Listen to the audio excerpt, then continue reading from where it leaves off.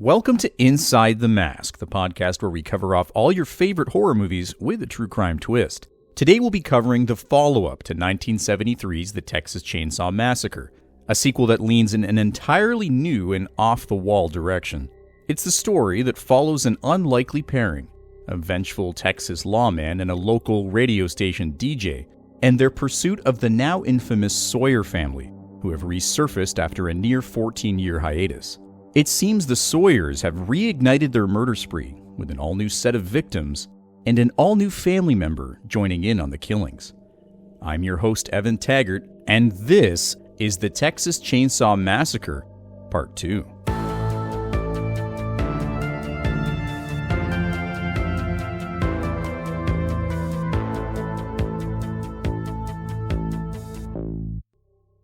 It's been nearly 14 years since the fabled Texas Chainsaw Massacre took place out in Muerto County, Texas.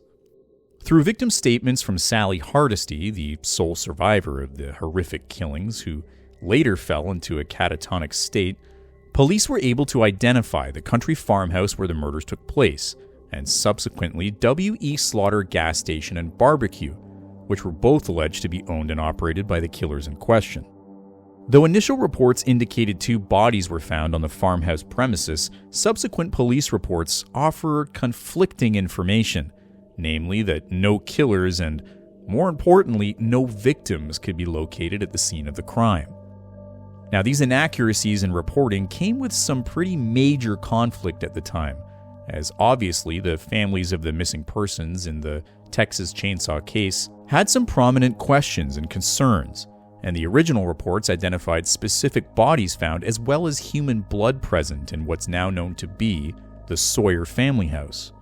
Now, some theories argue that the middling of reports can be contributed to the often criticized Sheriff Jesus Maldonado, who at the time of the original murders was incorrectly linking the local macabre crimes to an out-of-state jewelry theft operation, which proved to be a colossal blunder in the investigation.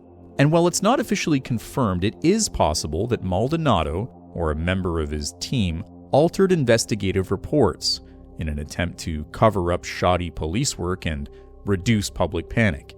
After all, if the reports were true, then the alleged suspects were still at large and would be a risk to the local community. Either way, the official records would state that the events of the Texas Chainsaw Massacre never actually happened. And in spite of reports of other chainsaw-related murders across the state, the case becomes more of an urban legend in the Texas community, including among local law enforcement. Well, that was with the exception of one lone Texas lawman. The emergence of the Sawyer family begins in 1986, once again in the state of Texas, specifically between Red River and Dallas. Local authorities are called to a seemingly open and shut fatal single-vehicle collision just off of a bridge of an overpass on the highway. Though the burned and mutilated bodies of the victims, one of which is partially decapitated, makes them difficult to identify, police are able to assume their identities based on 2 key pieces of evidence: the registration of the custom license plate of the vehicle, combined with a small arms revolver that was recovered from the scene of the crash and found to be registered to one of the victims. Because the casualties are identified as high school seniors, their full names are removed from public police reports, but for all intents and purposes they were named as simply Buzz and Rick, who were later identified as students of the Texas-based Wheeler High School. Now, initial impressions at the scene of the crash paint a picture of no foul play. There's plentiful amounts of alcohol found in both the front seat of the car and in the trunk, and investigators are confident that toxicology reports will point to another tragic drunk driving incident gone horribly wrong. The theory goes that the 2 occupants of the vehicle, traveling at dangerously high speeds, simply veered off the bridge and crashed down into the underpass below, and both were immediately killed upon impact. However, one Texas Ranger would challenge this theory, and he proves to not be so easily convinced.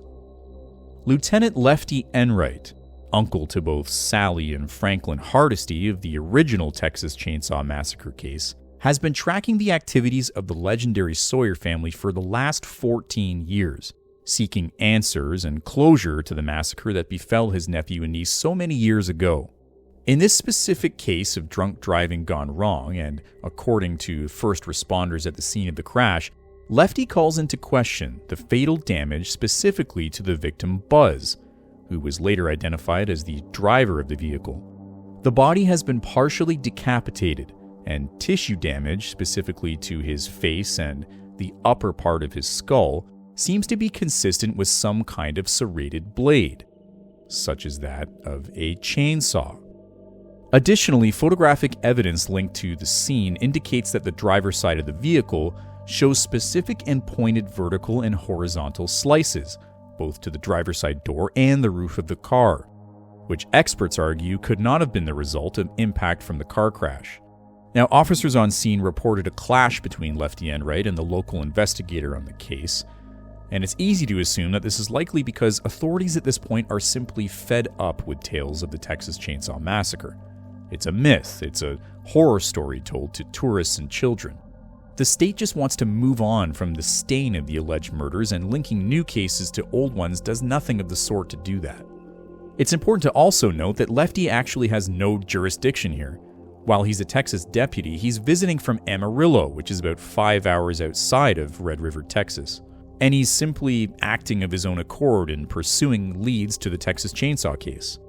So whether he was possibly anticipating minimal support from local police or simply grasping at straws for a break in the case, Lefty thinks outside the box.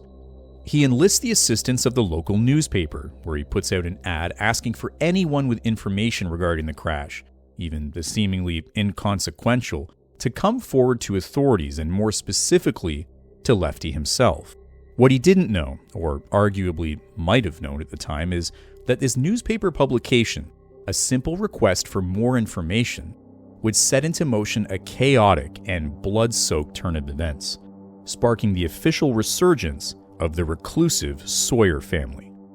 It doesn't take long for the newspaper ad to grab the attention of a local radio DJ.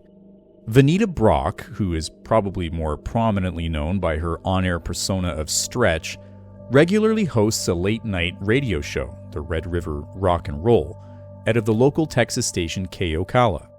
Now, according to impact statements later obtained by Vanita, she ventures to a nearby hotel to meet Lieutenant Lefty in person, where she presents a crucial piece of evidence that seems to undeniably prove that there is more to the story in that local car crash that claimed 2 lives. And that evidence comes in the form of an audio recording. Now, rewinding a bit here, 2 nights prior, Vanita is working at the radio station where she's hosting her late-night show alongside her friend and co-worker and future murder victim L.G. McPeters. What starts as a run-of-the-mill show takes a bit of a turn. Vanita takes an incoming call from a listener, which is common practice for the show experience, but this one is not a normal call-in. It's from 2 rowdy male individuals, audibly from a moving vehicle, and they identify themselves as none other than Buzz and Rick, the same would-be victims of the fatal crash. Furthering the legitimacy of this audio recording, which was later confirmed by police when it was retrieved as evidence, the pair suggest they're on their way to the nearby Texas OU football game, which is taking place in Dallas, the same direction the victims of the crash were found to be heading. Now, during this initial recording, the teens spend the majority of the call being nothing short of belligerent, but it was their follow-up call hours later that would prove to be infinitely more disturbing. At 8:11 p.m., Vanita gets another call from Buzz and Rick. Only this time, they appear to be even more intoxicated. And though the audio recording starts with more harassment and inappropriate conduct, things rapidly take a turn for the worst. The pair is heard seemingly racing alongside another vehicle, identified by the audio clips of 2 distinctly different sounding engines running concurrently. But it was another audio sample that would prove truly chilling in what very clearly sounds like the revving of a chainsaw. The audio continues to escalate with both Buzz and Rick screaming in sheer panic, as Vanita, still under the impression that this is maybe some kind of prank, begs for the callers to hang up repeatedly. Numerous rounds of gunfire ring out, followed by more audio of a chainsaw, combined with what sounds like a grinding of metal and horrific screams. Now, this audio cassette ultimately climaxes in intense feedback, where the sound cuts off completely and the call goes dead. Now, it's important to acknowledge here that there's skeptics of the authenticity of this recording, as some theorists suggest that multiple locals attempted to profit or capitalize on the sensationalism surrounding these new Texas Chainsaw murders, and that Venita Brock should be no exception to this. However, it is true that Red River Rock and Roll was required to record all of their incoming calls, both for quality and legal purposes. So it makes sense then that Venita would be recording at the time. And coupled with the fact that police obtained the original tape as evidence, it should be pretty safe to assume that the audio was probably legitimate. Going back to the meeting with Lefty, Venita's statement indicates that the risky and controversial idea of what they would do next with the audio tape actually came from Lefty himself, but it's not to turn the tape over to police as evidence. In what seems to be an attempt to blow the case wide open and gain public and police trust, Lefty allegedly suggests something far more dangerous: to play the tape, raw and unedited, live on the radio. And later that evening, Venita does just that, a decision that would have a greater consequence than she could have ever imagined. Notes from the subsequent investigation indicate that around 12 a.m., as Venita is closing up for the night, she reported receiving a phone call, only there was nobody on the other end. Simply silence. Understandably shaken up, things only get worse from here when Venita, in a possible attempt to exit the building, enters the vinyl record archives of the studio and comes face to face with the sadistic and deranged Robert Sawyer, the middle child of the Sawyer family, and later theorized, though not actually confirmed, to be the possible twin brother of the late Nubbin Sawyer, who is better known as the hitchhiker in the original Texas Chainsaw Massacre case. Now, as mentioned previously, military records indicate that Robert Sawyer was serving in Vietnam in 1973, the same year that the original Texas Chainsaw Massacre allegedly took place. He was discharged shortly after, suffering from an extensive wound to his skull, from what medical records indicate was a machete attack. This injury would leave him with a metal plate in place of his missing tissue and skull in the affected area, and would eventually coin him with the nickname of Chop Top among followers of the Texas Chainsaw case. Venita's statements surrounding her initial interactions with Robert Sawyer paint a picture of a deeply troubled individual. She reports that in addition to their conversation being extremely disjointed and sporadic, Chop Top would routinely pick at his own skull with a clothes hanger that he kept on his person, and, as graphic as it may sound, that he would consume the small pieces of his own flesh that he removed in this process. Now, Chop Top claims to be a huge fan of the show, stopping by the premises merely for a late-night tour. But Venita is understandably terrified in this moment here. Her blood is pumping, her adrenaline is spiking. This person is clearly unhinged and very possibly dangerous. In an attempt to avoid further agitating the stranger, she takes him on a very short mock tour of the archive space, in the hopes that the assailant will simply leave after the fact. But what she didn't know is that Chop Top and the Sawyer family had meticulously planned their attack that night, and that Bubba Sawyer, the maniacal killer better known as Leatherface, was already in the building. In a surprise attack, Leatherface emerges and viciously sets upon Venita with his trademark chainsaw. But Venita catches a bit of luck when the first swing of the blade falls short and glances off of Chop Top's metal skull plate. This gives Venita just enough time to break away in the chaos, where she's able to make a run for a nearby supply closet. But Leatherface is wasting no time here, and he's right behind her. Thinking on her feet, Venita is able to delay her attacker by full-on dousing him with a fire extinguisher, allowing her the opportunity to safely secure herself in the station supply room. Now, for whatever reason, be it possible break-in prevention or simply blind luck, this supply room is secured with a large steel door, and as such, once Venita manages to lock it behind her, she hears the horrible scraping and screeching of a chainsaw against the metal, as Leatherface attempts to reach her in a hell-bent rage. But now, she's trapped, and Venita can do nothing but scream. Interview transcripts say that Venita's unsure of how much time actually passed between locking herself in the room and the point at which Leatherface manages to break in. Crime scene photographs showing extensive damage to the studio space indicate that Leatherface was able to access the room through an adjacent wall, where he used his chainsaw to weaken the drywall just enough to break through. Now, the interaction that follows here casts a newly complex and disturbing light on the persona of Leatherface. Behavioral analysts had up until this point theorized that his cognitive development, or the ability to think and reason independently, was very likely extremely limited, a suggestion that was heavily supported by his actions often being emulated or influenced by his older siblings. But in his attack on Venita in the supply room, something different presents itself.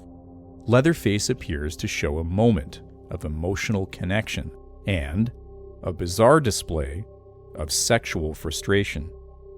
What prompted this is unclear, but at some point during the chaotic attack, Venita is remarkably able to recognize a subtle shift in Leatherface's demeanor. He's swinging and revving his chainsaw wildly, but he doesn't appear to be actually attacking Venita directly, instead using the weaponized tool to damage his surroundings.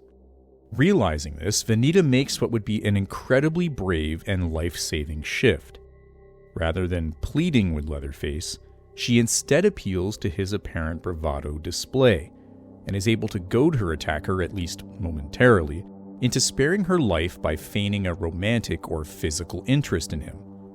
It works, and what follows can only be described as unsettling.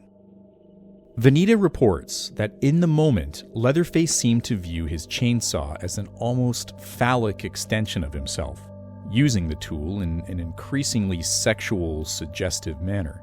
Now, thankfully for Venita, this behavior doesn't last, and before long, Leatherface flies into a fit of amplified rage, instead using his saw to destroy the rest of the room as well as the adjacent studio equipment space, which is once again corroborated by both crime scene photos and insurance claims from the radio station.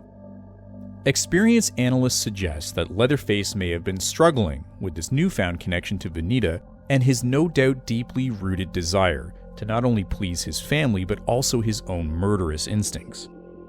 Now, whatever the case, he ultimately lets Venita live at this point. It was a mistake that would later turn the tables on the Sawyer family themselves. Now, Venita was not the only victim at the Ocala radio station that night.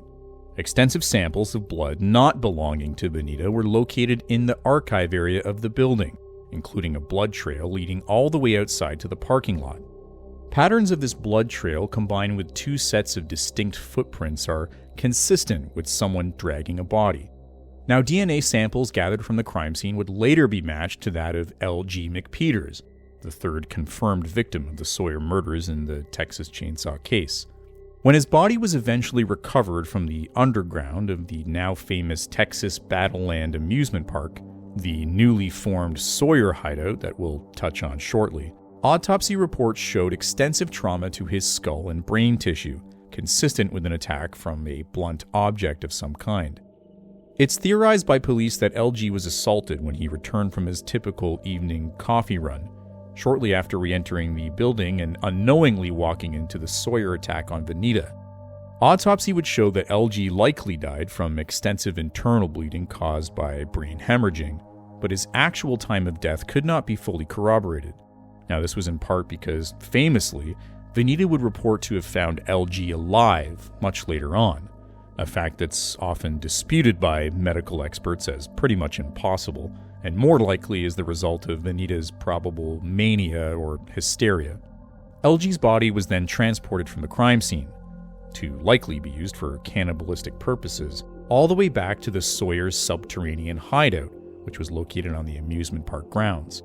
His body would later be discovered among dozens of other unidentified victims, which included the skeletal remains that DNA evidence would identify as missing prior victim Franklin Hardesty.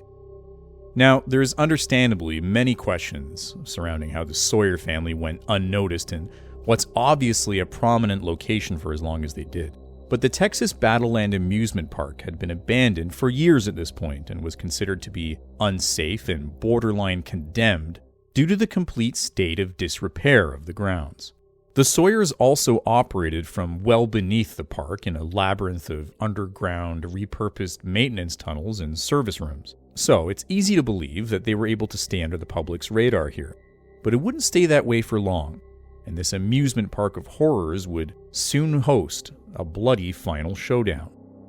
After the assault on the radio station, Venita does not notify police, nor does she wait for Lefty Enright to show up, as the two had previously arranged. Instead, she does something unthinkable.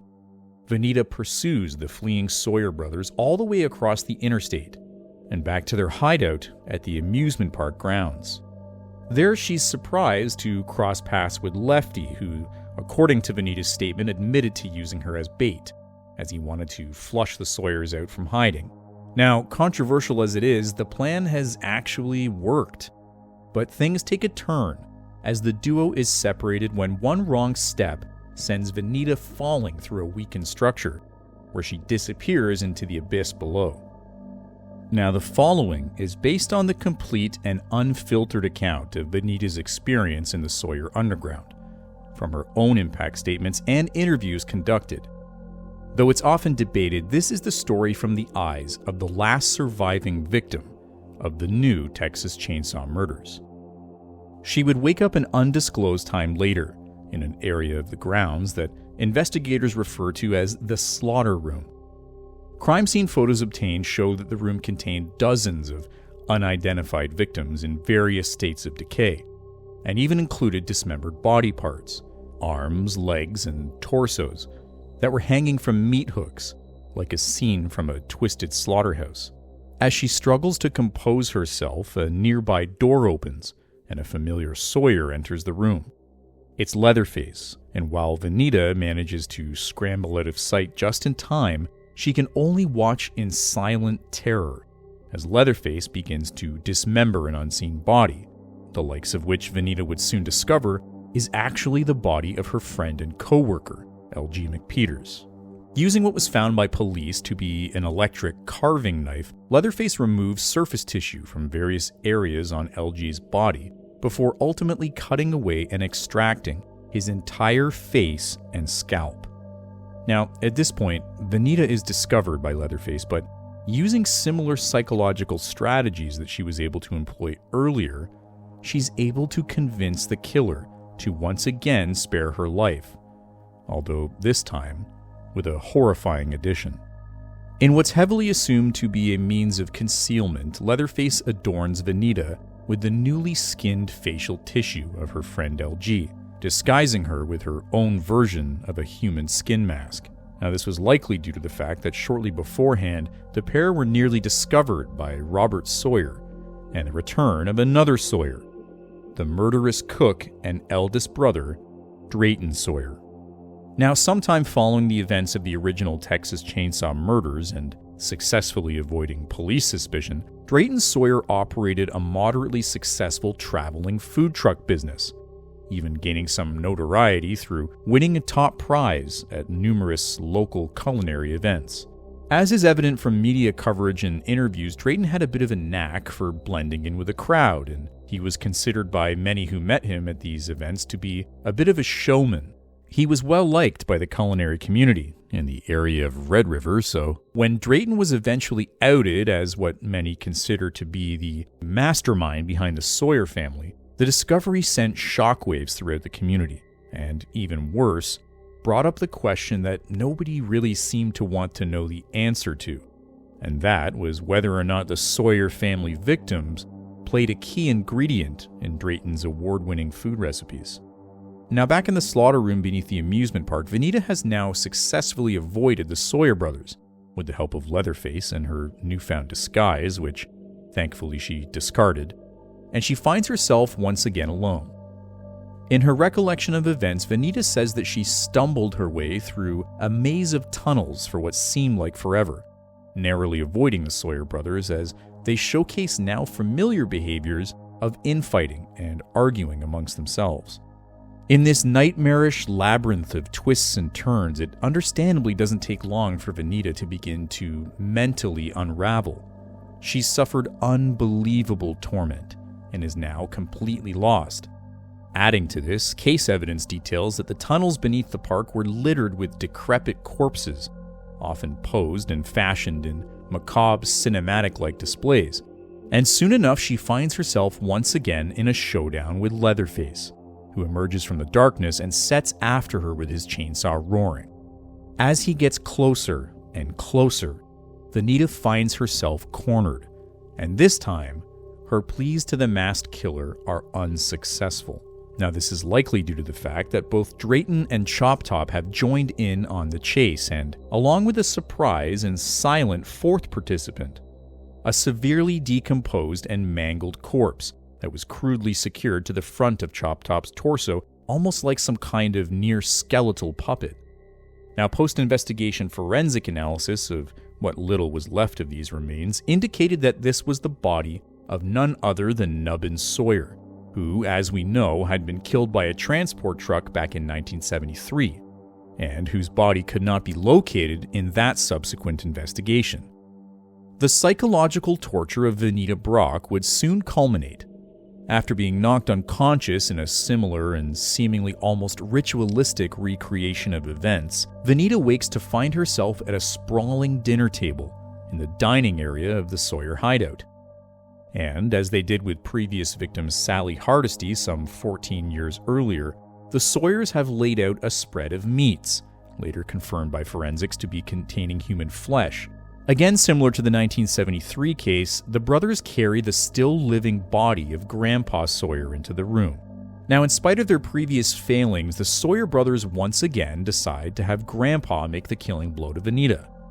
Though it's reported that Leatherface again exhibited internal conflict with offering her up to be killed, including a rare, albeit unwanted display of actual physical affection to Venita directly.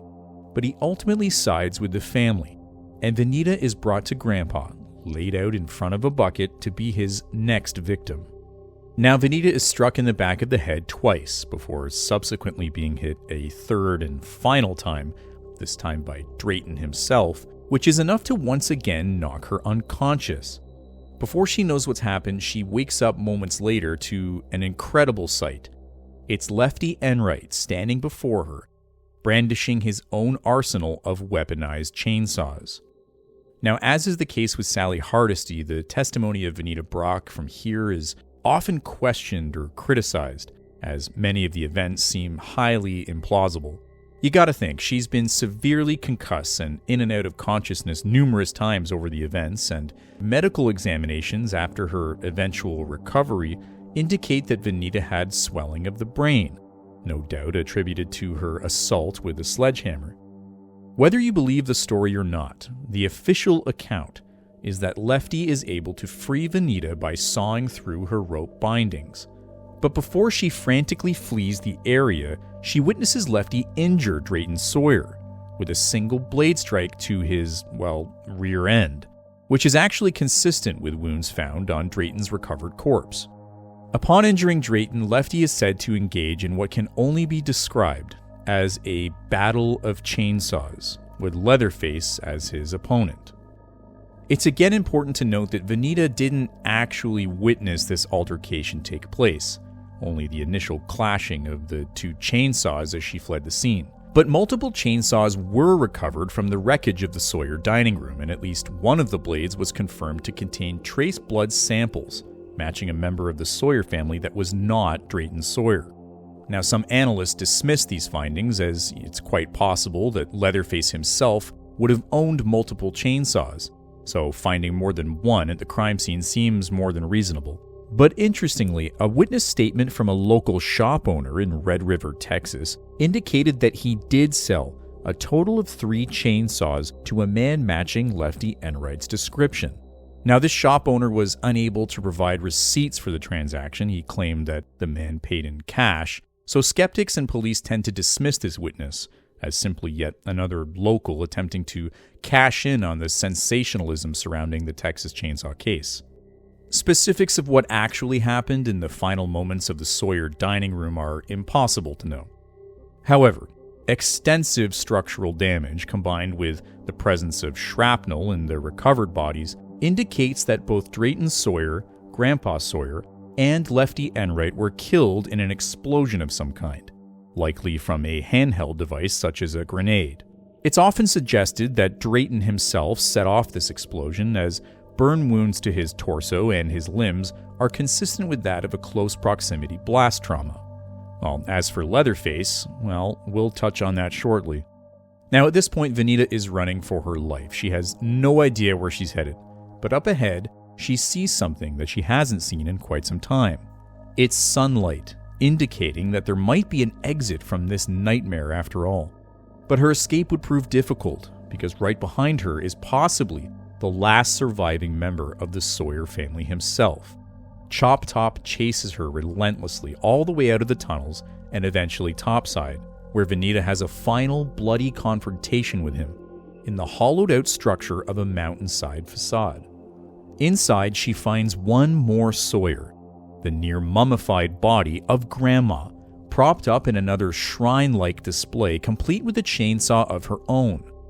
As she frantically fights off Chop Top's attacks, resulting in deep lacerations and defensive wounds, Venita gets the upper hand when she takes hold of the nearby chainsaw and uses it to slash Robert Sawyer across the stomach.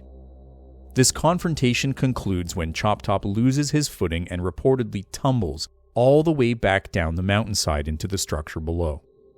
When investigators arrive at the scene, responding to 911 calls of an explosion heard on the premises, first responders find Venita Brock in a near unresponsive state. She's clutching her chainsaw and screaming wildly as they approach, though thankfully they were able to talk her down and ultimately provide her with medical assistance.